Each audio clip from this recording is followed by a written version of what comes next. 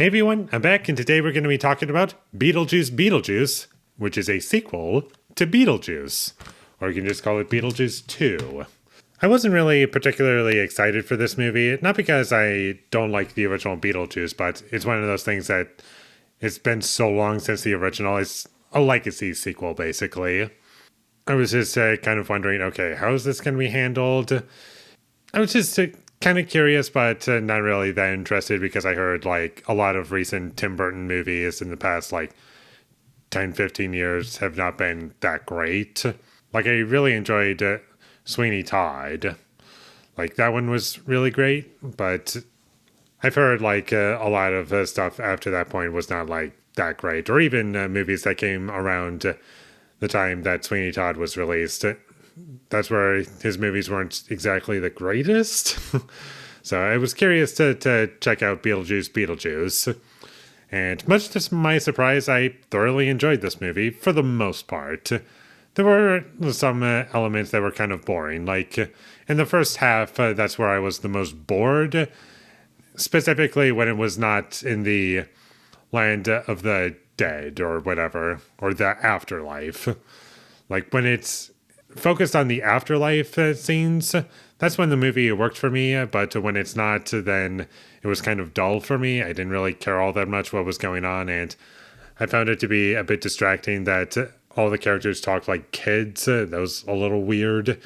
But after a certain point, I started to just accept it because the movie is kind of like a live-action cartoon, and that's where I started to enjoy it a lot more.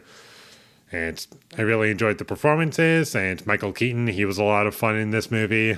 And Willem Dafoe was great to see in this film as well. He was kind of funny. Winona Ryder, Jenna Ortega. Like, the acting is good in this movie, and the characters are fun to watch, especially Beetlejuice. He's a lot of fun in this movie. The comedy in this movie really worked for me. There were some really funny moments in the third act especially, and that's my favorite part of the movie is the third act, and it just goes on for a while, just nonstop, and it's really entertaining, and it's pretty much all in the afterlife world for the most part, and that's why it works really well for me. And the movie works best for me when Beetlejuice is on screen also. He's like the best character in the whole movie. And he's pretty much the villain of the movie, but he's still very entertaining in this film. And this movie has a really funny ending, I thought. And the movie is also well shot. You can see everything clearly. And nothing stood out to me as bad. It wasn't, like, impressive or, like, nothing that was, like, visually striking. But it didn't feel like there was no style in this movie whatsoever. And I was also surprised to see how violent this movie was. Like, the amount of blood in this movie was kind of crazy. And this movie is only PG-13. But what it kind of shows is a bit crazy. I'm surprised it wasn't rated R.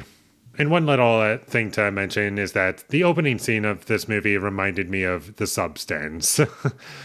And funny enough, both of these movies came out not only the same year, but also roughly in the same time frame, so I wouldn't even call it a ripoff. It's just something that I noticed. The pacing was kind of off at certain points. Some parts were really entertaining and felt really short, whereas the scenes that did not have that effect on me, like mostly with the scenes taking place in the real world, like in the first half, not the second half. In the first half of this movie, the scenes taking place outside of the afterlife were kind of dull to me. Not all of them, but a good chunk of them. But I will mention I did enjoy the different styles of visual effects in this movie. Like, there was stop motion, there was practical effects, and like all these different effects going on. And it was really cool and interesting to look at. Like, the effects in this movie overall was fun. I liked watching them. And that's about all I have to say about Beetlejuice Beetlejuice. I liked it, I think, about as much as the first movie. I'll have to rewatch the first movie again. I haven't seen it in a while, but this one I thoroughly enjoyed for the most part. I liked it. I can come back to it. It's a good movie by the end of the day, and I would recommend that you check it out. It has its flaws for sure, but it's good.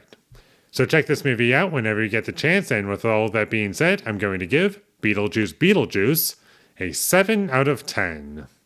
Thank you for watching my videos as always. If you enjoyed this review, be sure to leave a like and comment down below what you thought of Beetlejuice Beetlejuice, and my social media links, they will all be in the description, so follow me there.